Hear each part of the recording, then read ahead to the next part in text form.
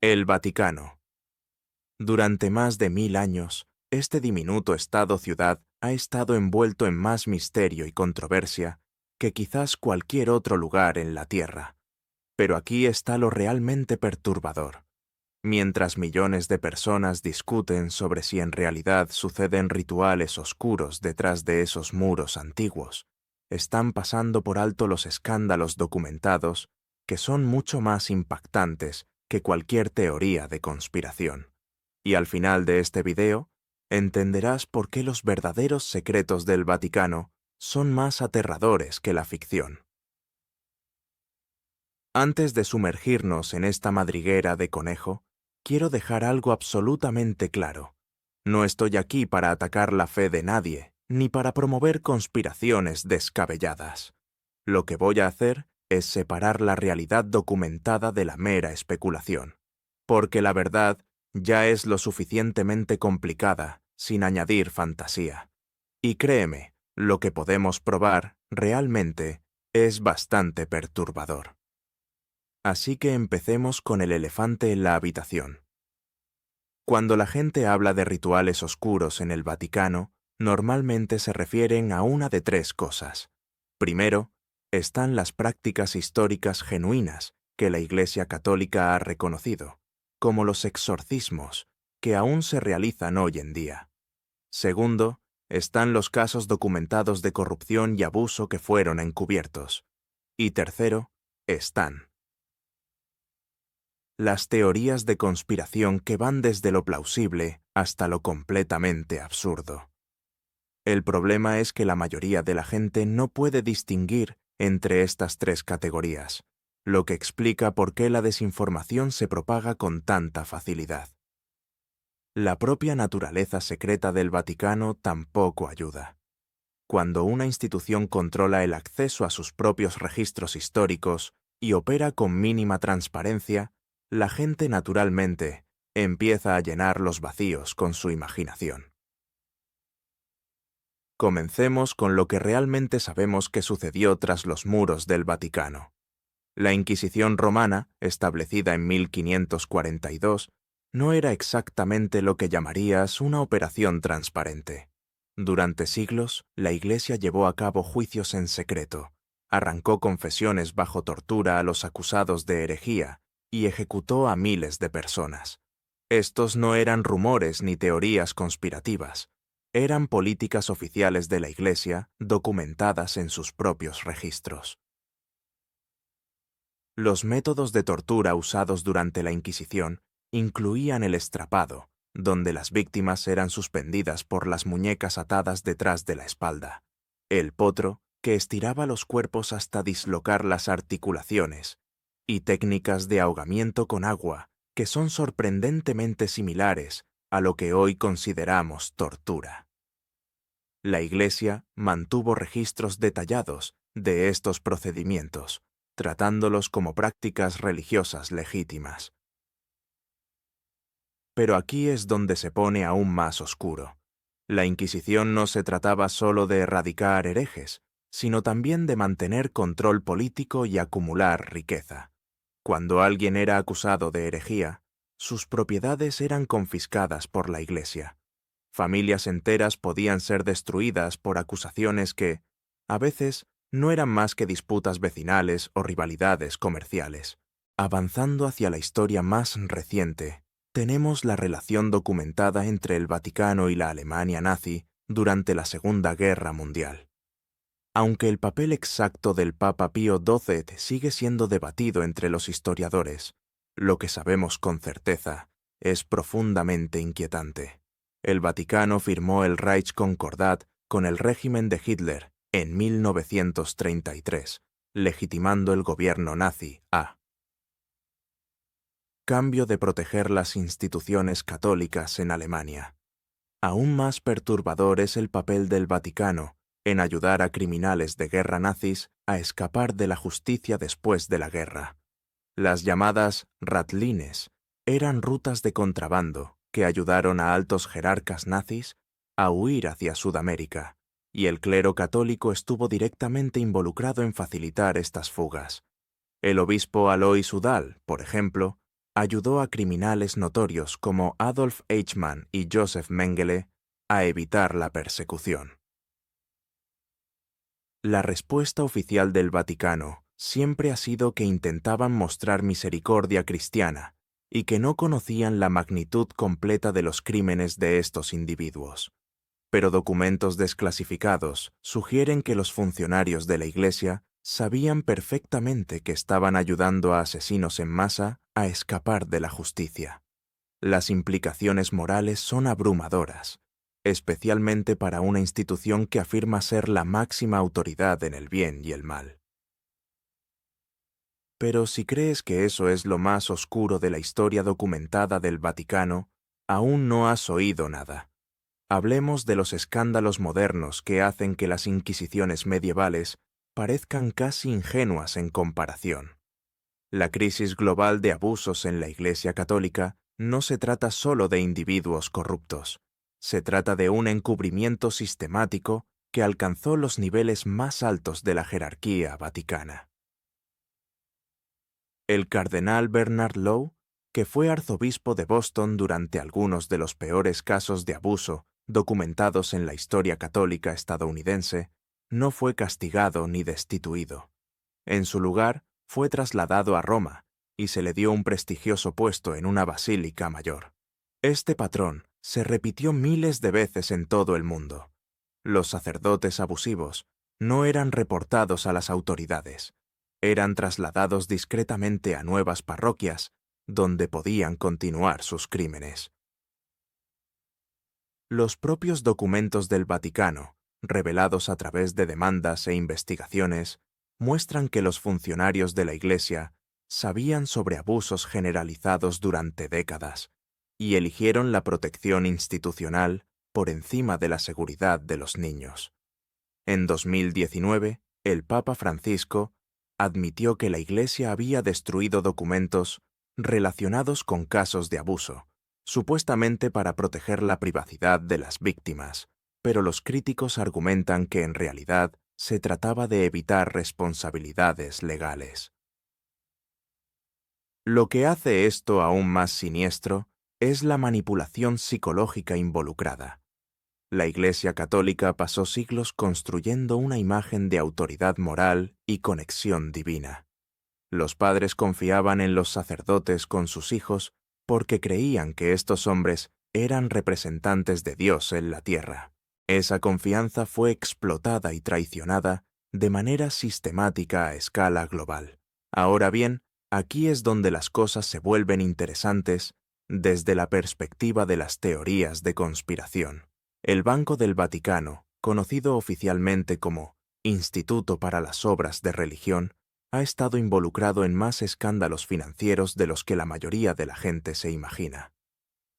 En 1982, el banco estuvo directamente relacionado con el colapso del Banco Ambrosiano de Italia, que perdió más de $1.000 millones en transacciones sospechosas. Roberto Calvi, apodado el banquero de Dios por sus estrechos vínculos con el Vaticano, fue encontrado colgado bajo el puente Blackfriars en Londres, en lo que inicialmente se consideró un suicidio, pero luego se investigó como un posible asesinato. El día antes de su muerte, Calvi había escrito una carta al Papa Juan Pablo II advirtiendo que poseía documentos que podían dañar gravemente a la Iglesia. El Banco del Vaticano también ha sido investigado en múltiples ocasiones por lavado de dinero. En 2010, las autoridades italianas congelaron 23 millones de euros en cuentas del Vaticano sospechosas de violar leyes contra el lavado de dinero. Las prácticas del banco eran tan cuestionables que fue incluido en listas negras por organismos internacionales de control financiero hasta reformas recientes. Esto nos lleva a uno de los aspectos más fascinantes del secreto vaticano, los archivos mismos. Los archivos secretos del Vaticano, recientemente renombrados como Archivos Apostólicos Vaticanos, contienen un estimado de 85 kilómetros de estanterías repletas de documentos que se remontan a más de 1000 años. La mayoría de estos documentos son completamente inaccesibles para investigadores externos, y hasta los propios estudiosos católicos necesitan un permiso especial para consultar materiales específicos. ¿Qué hay en esos archivos que requiere tanto secretismo? El Vaticano afirma que se trata mayormente de documentos administrativos, rutinarios, pero los historiadores que han tenido acceso limitado describen encontrar pruebas de encubrimientos, conspiraciones políticas y corrupción financiera que abarcan siglos. Los archivos relacionados con el papado de Pío XII durante la Segunda Guerra Mundial solo fueron abiertos a los investigadores en 2019, y de inmediato revelaron nuevas pruebas del conocimiento que tenía el Vaticano sobre las actividades del Holocausto. Pero aquí es donde debemos tener cuidado de no cruzar la línea que separa la historia documentada de la pura especulación. Las teorías de conspiración sobre el Vaticano van desde lo plausible hasta lo absolutamente ridículo. Algunas personas afirman que el Vaticano controla a los gobiernos del mundo, esconde pruebas de contacto extraterrestre o practica rituales satánicos en cámaras subterráneas bajo la Basílica de San Pedro. El problema con estas teorías es que desvían la atención de los problemas reales y documentados de secretismo y corrupción en el Vaticano. Cuando la gente se enfoca en una supuesta adoración al diablo, no está prestando atención a los verdaderos crímenes financieros, encubrimientos de abusos y manipulaciones políticas que podemos demostrar que sucedieron. Dicho esto, hay algunas prácticas vaticanas que alimentan estas teorías oscuras, incluso si en realidad no son siniestras. La Iglesia todavía realiza exorcismos, por ejemplo, y tiene un programa oficial de formación para sacerdotes que desean convertirse en exorcistas. Desde fuera, estos rituales pueden parecer bastante inquietantes. Incluyen conjuros en latín, agua bendita y ceremonias elaboradas diseñadas para expulsar demonios. El Vaticano también mantiene extensas colecciones de materiales ocultistas, incluidos grimorios, libros de hechizos y artefactos, relacionados con diversas formas de magia y brujería. Estas colecciones existen con fines de investigación y para comprender lo que la Iglesia considera herético, pero su mera existencia alimenta teorías conspirativas sobre la participación del Vaticano en prácticas oscuras. También está el asunto del arte y la arquitectura vaticana, que incluyen numerosas piezas que los espectadores modernos podrían encontrar inquietantes o incluso satánicas. El techo de la Capilla Sixtina, por ejemplo, contiene imágenes que algunos interpretan como de significado oculto, aunque esas interpretaciones suelen decir más sobre el observador que sobre las verdaderas intenciones de Miguel Ángel. Déjame compartir algo que la mayoría de la gente no sabe sobre las investigaciones del Vaticano. La Iglesia tiene su propio servicio interno de inteligencia, a menudo comparado con la CIA, que monitorea amenazas a la seguridad del Vaticano e investiga la corrupción interna. Esta organización opera con total secretismo y responde directamente al Papa. Aunque su existencia está reconocida, casi nada de sus actividades se hace público.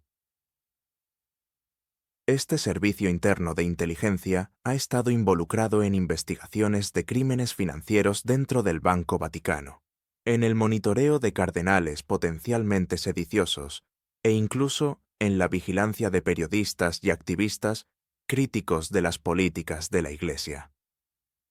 El hecho de que una organización religiosa necesite su propio servicio de inteligencia ya dice mucho sobre el nivel de corrupción interna y de amenazas externas que enfrenta. Ahora, hablemos de algo que conecta la realidad documentada con la teoría conspirativa: la relación del Vaticano con el crimen organizado. Múltiples investigaciones han revelado conexiones entre ciertos funcionarios vaticanos y familias del crimen organizado italiano, particularmente en operaciones de lavado de dinero. El caso más famoso involucró al arzobispo Paul Marcinkus, quien dirigió el Banco Vaticano desde 1971 hasta 1989. Marcinkus fue acusado por las autoridades italianas por su papel en el escándalo del Banco Ambrosiano, pero el Vaticano se negó a extraditarlo, alegando inmunidad diplomática. Pasó el resto de su vida en la Ciudad del Vaticano, protegido de la justicia por la misma institución que había ayudado a corromper. Estas conexiones con el crimen organizado no son solo curiosidades históricas. Tan recientemente como en el año 2019, la Policía Vaticana allanó oficinas dentro de la Ciudad del Vaticano como parte de una investigación sobre irregularidades financieras que involucraban cientos de millones de dólares. El cardenal Giovanni Angelo Becciu, alguna vez considerado un posible futuro papa, se vio obligado a renunciar y luego fue acusado de malversación de fondos y abuso de poder. Lo particularmente inquietante de estos escándalos modernos es que muestran que los patrones de secretismo, corrupción y encubrimiento que caracterizaron los períodos más oscuros de la historia vaticana siguen funcionando hoy en día. La institución que afirma tener autoridad moral sobre más de 1.000 millones de católicos en todo el mundo continúa priorizando la autoprotección por encima de la transparencia y la rendición de cuentas. Pero quizás el aspecto más perturbador del secretismo vaticano no sea un escándalo específico ni una teoría conspirativa. Es la manera en que la institución ha usado de forma constante sus reclamos de autoridad divina para protegerse del escrutinio. Cuando los críticos pueden ser descartados como si atacaran a Dios mismo, resulta mucho más fácil evitar la rendición de cuentas por crímenes y fracasos humanos. La respuesta del Vaticano a cada gran escándalo sigue siempre el mismo patrón. Primero, niegan haber hecho nada malo. Luego, cuando la evidencia se vuelve abrumadora, admiten errores, pero afirman que fueron cometidos con buenas intenciones.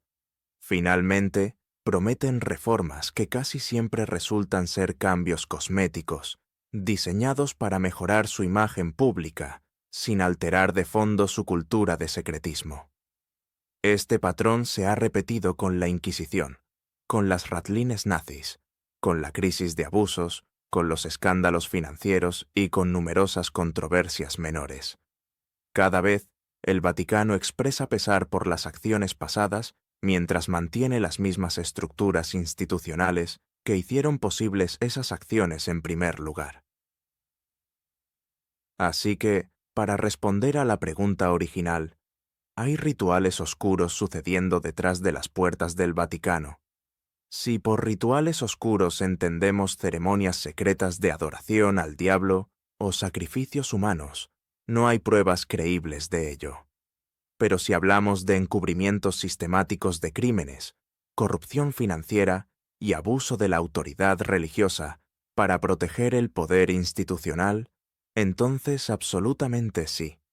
La verdadera oscuridad en el Vaticano no es sobrenatural, es humana. Es la oscuridad que surge de priorizar la supervivencia institucional por encima de la responsabilidad moral, de usar reclamos de autoridad divina para evitar la rendición de cuentas terrenal y de tratar a las víctimas como bajas aceptables en la búsqueda de poder y riqueza. Lo que hace esto especialmente trágico es que millones de católicos en todo el mundo creen sinceramente en la misión espiritual de la Iglesia e intentan vivir de acuerdo con sus enseñanzas morales. Estos creyentes fieles merecen algo mejor que una institución que falla de manera constante en estar a la altura de sus propios valores proclamados. El verdadero poder del Vaticano no proviene de la magia oscura ni de rituales ocultos. Proviene de la fe y la confianza de los creyentes que continúan apoyando a la institución a pesar de sus fallas documentadas. Y quizás esa sea la verdad más oscura de todas, que gente buena puede ser manipulada para permitir la corrupción apelando a sus ideales más elevados y a sus creencias más profundas. Al concluir este análisis profundo sobre el secretismo del Vaticano, recuerda que el objetivo no es atacar la fe de nadie, sino exigir más de las instituciones que afirman tener autoridad moral. Seas católico, de otra fe o sin fe alguna, deberías esperar transparencia y responsabilidad de las organizaciones que ejercen una enorme influencia sobre la vida de las personas. La historia documentada del Vaticano ya es lo suficientemente oscura sin necesidad de añadirle teorías conspirativas. La verdadera rendición de cuentas proviene de enfocarse en hechos comprobables, no en especulaciones imaginativas. Y los hechos muestran una institución que ha elegido de manera constante la autopreservación sobre la verdad, el secretismo sobre la transparencia y el poder institucional sobre el liderazgo. Moral. Ese es el verdadero ritual que ocurre detrás de las puertas del Vaticano. El ritual de proteger el poder a cualquier costo,